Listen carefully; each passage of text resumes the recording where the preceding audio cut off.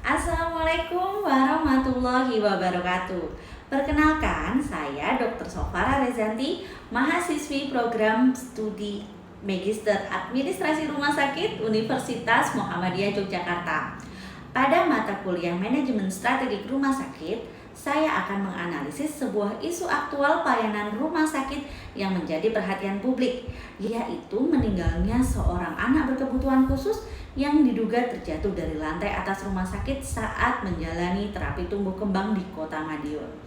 Analisis ini saya lakukan dari sudut pandang pimpinan rumah sakit dengan fokus pada pengambilan keputusan strategis pasca Sentinel Event.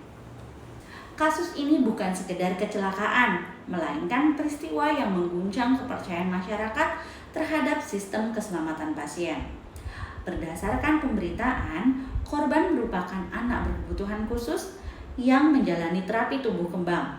Setelah terapi selesai, saat pendamping berkonsultasi dengan terapis, korban diduga tidak berada dalam pengawasan dan kemudian ditemukan terjatuh dari lantai atas rumah sakit. Bagi manajemen rumah sakit, isu ini dapat dipandang dari 4 aspek utama.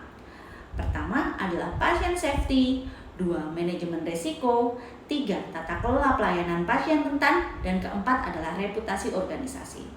Satu kejadian seperti ini dapat menghilangkan kepercayaan masyarakat yang dibangun selama bertahun-tahun. Pada kesempatan kali ini, saya akan melakukan root cause analysis menggunakan kerangka fishbone. Pertama, terdapat potensi kelemahan dalam sistem pengawasan pasien berkebutuhan khusus. Pengawasan tampaknya masih bergantung pada pendamping, belum menjadi tanggung jawab sistem pelayanan secara menyeluruh. Kedua, aspek desain bangunan perlu dievaluasi. Apakah seluruh bangunan memiliki pengaman yang memadai bagi pasien yang risiko tinggi? Apakah terdapat pembatas, sistem akses terbatas, atau pengaman jendela dan balkon? Dalam perspektif manajemen risiko, desain fisik merupakan bagian dari sistem keselamatan pasien. Yang ketiga, kemungkinan terdapat kesenjangan implementasi standar operasional prosedur. Rumah sakit mungkin telah memiliki SOP, namun efektivitas implementasi, kepatuhan petugas, dan mekanisme monitoring perlu dievaluasi. Yang keempat, pemanfaatan teknologi keselamatan tampaknya belum optimal.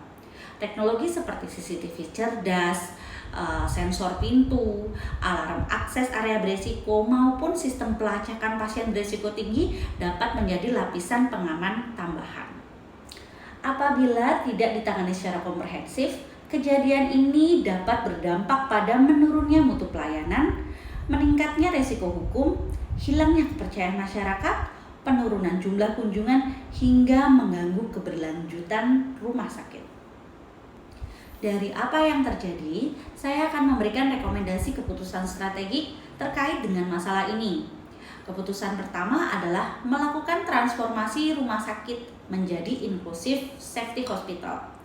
Saya akan menerapkan kebijakan bahwa seluruh area pelayanan anak dan pasien kebutuhan khusus wajib menerapkan prinsip desain aman, termasuk pengaman jendela dan balkon, akses terbatas pada area berisiko, serta jalur pelayanan yang ramah bagi pasien dengan gangguan perilaku. Artinya, keselamatan dibangun sejak tahap desain fasilitas, bukan hanya mematuhi SOP.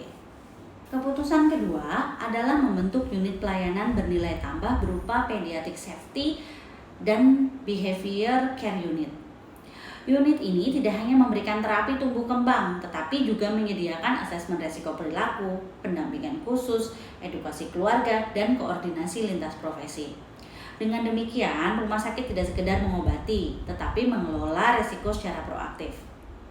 Keputusan ketiga adalah melakukan transformasi digital keselamatan pasien.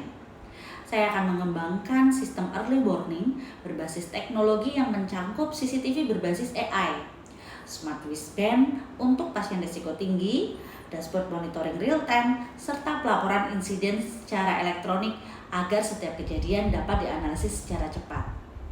Teknologi tidak menggantikan manusia, tetapi memperkuat sistem pengawasan. Ketiga keputusan tersebut saling melengkapi. Fasilitas yang aman, pelayanan yang inklusif, serta teknologi yang adaptif akan membangun budaya keselamatan pasien yang berkelanjutan. Menurut saya, keputusan yang paling sulit bukanlah menentukan siapa yang bersalah. Keputusan tersulit adalah berani mengakui bahwa sistem yang kita bangun masih memiliki celah. Dalam situasi seperti ini, pimpinan rumah sakit harus mampu menyeimbangkan empati kepada keluarga pasien, transparansi kepada publik, perlindungan terhadap tenaga kesehatan, serta keberanian melakukan perubahan sistem secara menyeluruh.